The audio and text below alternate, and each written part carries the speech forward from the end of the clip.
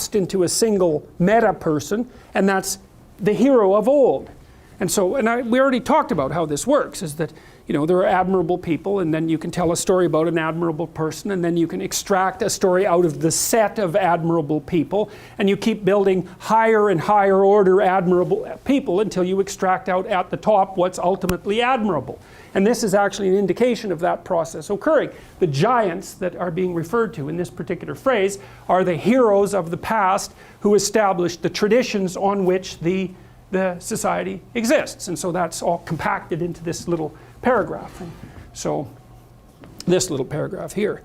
There were giants in the earth in those days, and after that, when the sons of God came into the daughters of men, and they bare children to them, the same became mighty men which were of old, men of renown. Well, you could hardly say, I think there's very little difference between what I just told you and what this story says. I mean, it says it as if it was something that literally occurred, but in some sense, it doesn't exactly say that. It says, well, the ancient landscape was a landscape of heroic adventurers. It's like, well, we do that to our own history, right? I mean, even when we consider it literal history, we don't pick people at random to historicize. We pick people who had some substantive impact and tell stories about them. And they're emblematic in some sense of the spirit of striving that characterizes humanity. And so you can't have history without some mythologization, because the mythologization occurs at the level of the selection of the entities about which you're going to weave the historical tale. So, okay, so anyway, so there's a little interlude there that talks about the appearance of heroes in the past, but then that's just done with very, very rapidly. And then we move into another story. This is the story of Noah. So the way it looks to me is that the part of Genesis that I'm going to talk to you about ends with the flood myth and also with the Tower of Babel. And so the flood myth is the demolition of everything that came before, and the Tower of Babel in some sense is exactly the same thing. So there's two chaotic, I mean, it's like the fall occurs in stages. There's paradise, and then Adam and Eve fall into culture, and then Cain and Abel. Cain falls into chaos, and then the entire society falls into chaos. And the flood comes, and the Tower of Babel is produced, and then that's the end of the truly archaic parts of the Bible.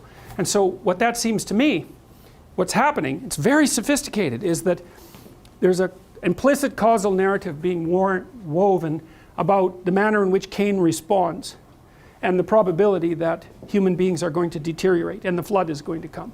So, and God saw that the wickedness of man was great in the earth, and that every imagination of the thoughts of his heart was only evil continually.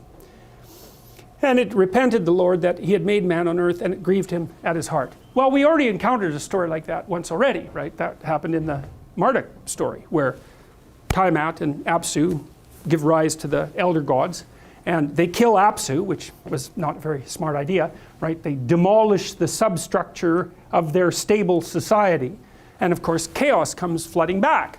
Well, what does it mean to say that human beings,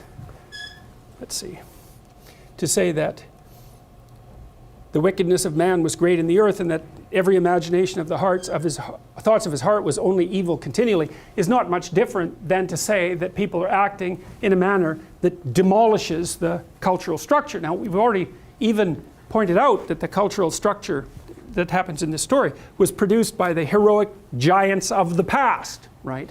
And we've also noted that what Cain is objecting to in his Cain-like manner is the social structure, which isn't rewarding him properly, and the transcendence that's above that, and the spirit of Logos itself. He's rejecting all that. Okay, so the issue here is that when that sort of evil is produced, exactly as when Apsu is slayed, I guess that's right, by the elder gods, then all hell breaks loose, all chaos comes back. Now Tiamat, if you remember correctly, is the god of the salt water, goddess of the salt water.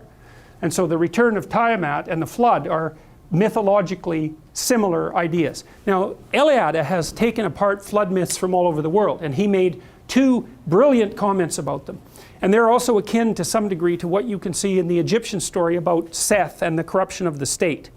So, because the Egyptians figured out that there's always a power working within the state, let's say, that corrupted it. Now, that was Seth, and that was always working for its overthrow. It's an idea like Satan, and I said that the word Seth becomes the word Satan through Coptic Christianity. So the Iliad's idea was this, that things fall apart of their own accord merely because they age. That's the first motif in the flood story. And that's only to say that if you build something, it decays. If you build something and you just leave it the hell alone, it will soon